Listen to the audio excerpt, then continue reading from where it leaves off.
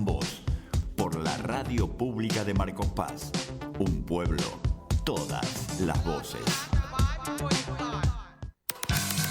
La mañana con vos. Seguinos en Facebook y escuchanos a través del www.radiopublica.marcospaz.gov.ar. La mañana con vos, por la radio pública de Marcos Paz. Un pueblo, todas las voces.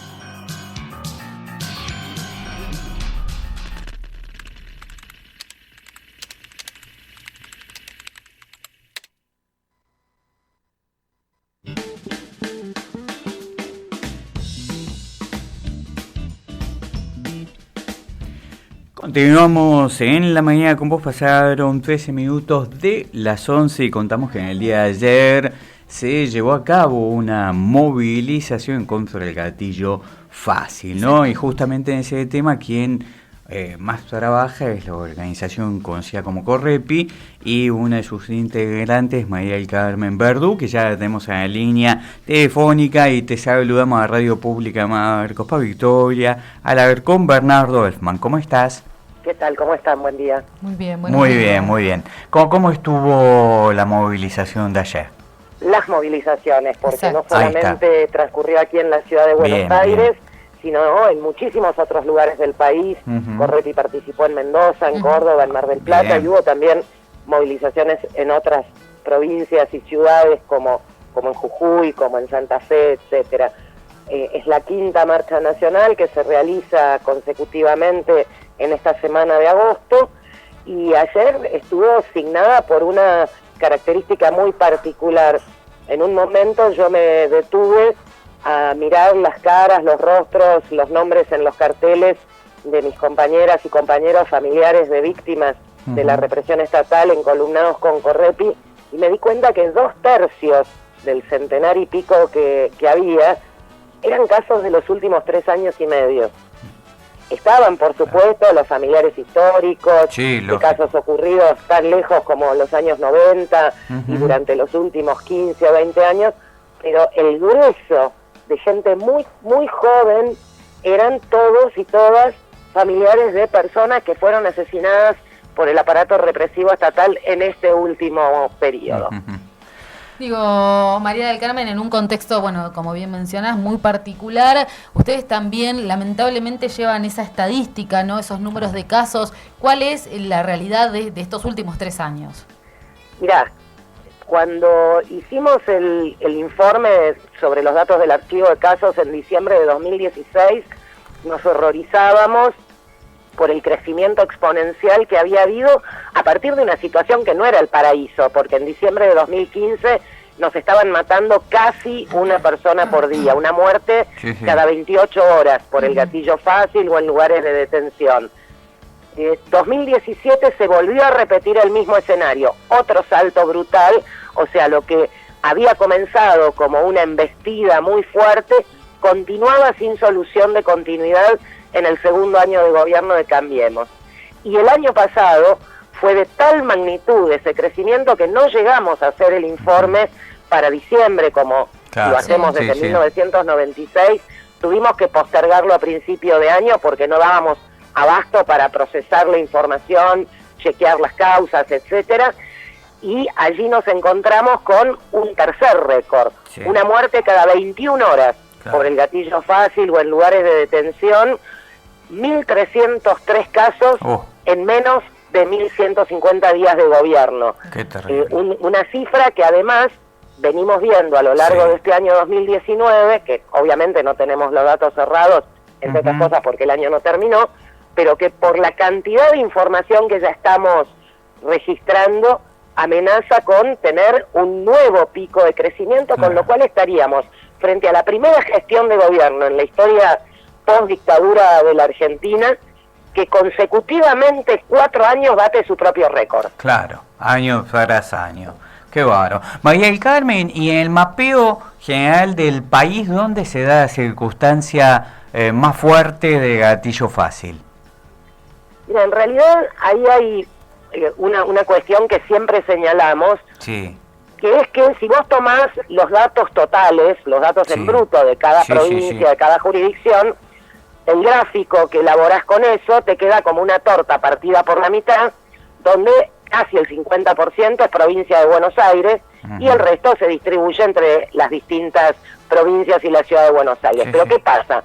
La provincia de Buenos Aires también tiene la mitad casi de la población del país, y tiene además más de la mitad del total de miembros de fuerzas de seguridad del país.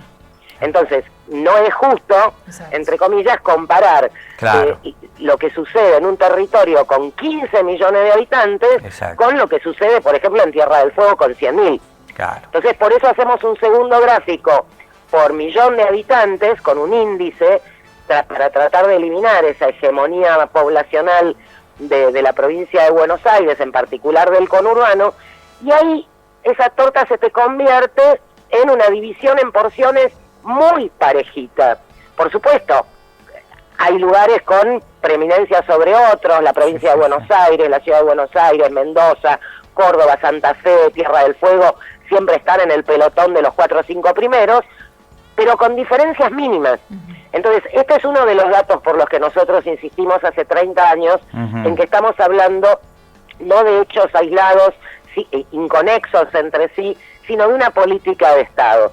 La diferencia de vuelta es que en estos últimos 3 años y medio, casi 4, esa política de Estado fue públicamente no solo defendida y avalada, sino promovida con órdenes directas y con regulaciones normativas como la doctrina Chocobar, la resolución 956, por el gobierno nacional, los de las provincias y de la ciudad. Bueno, vimos hace muy poco este caso de la persona que fue asesinada de una patada por un policía y la posterior justificación de la ministra del gobierno nacional, ¿no? Sí, por supuesto. Lo vimos en el caso del jubilado y el pedazo de queso y los chocolatines. Lo vimos en el caso de este señor Jorge Martín Gómez, evidentemente desorientado, algo le pasaba, necesitaba un médico, lo que recibió fue una patada mortal que lo arrojó inconsciente sobre el asfalto, donde se reventó la cabeza contra el piso. Exacto. Uno cree que van a venir aires diferentes, ¿no? A partir del 10 de diciembre, y te consulto, ustedes automáticamente van a pedir una reunión en caso de que haya un nuevo gobierno, porque el tema es quién le pone el cascabel al gato en el tema de seguridad, policía, ¿no? Sí, mientras no lo traigan a ver ni de vuelta.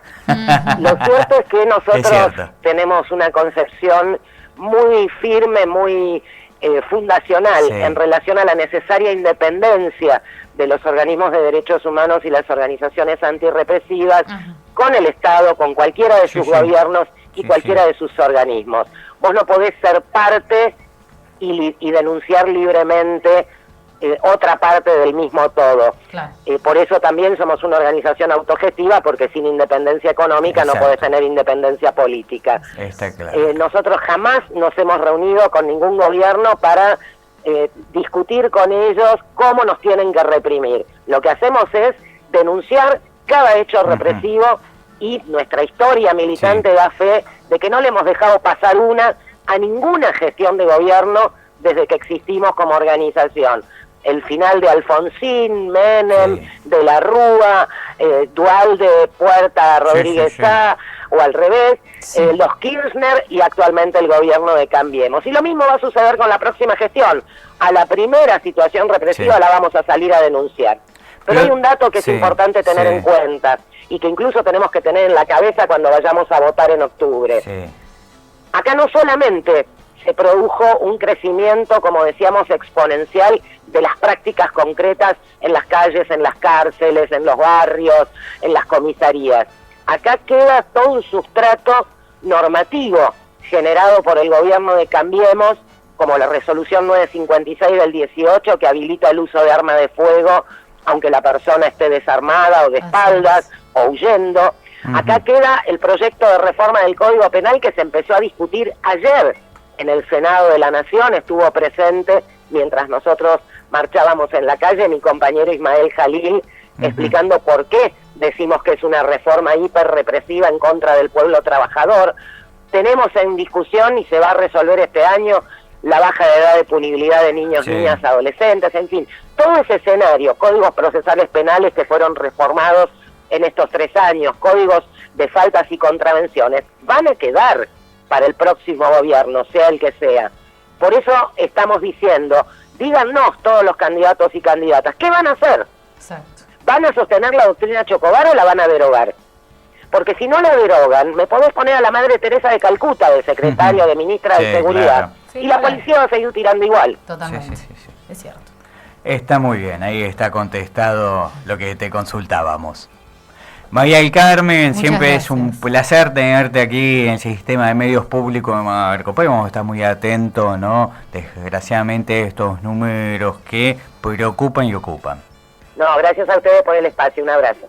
Muy bien, pasó María del Carmen Verdú de la Correpi hablando a múltiples movilizaciones que hubo el día de ayer.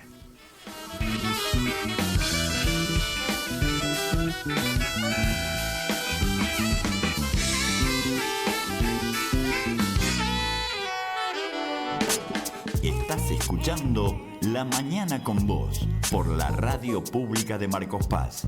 Un pueblo, todas las voces.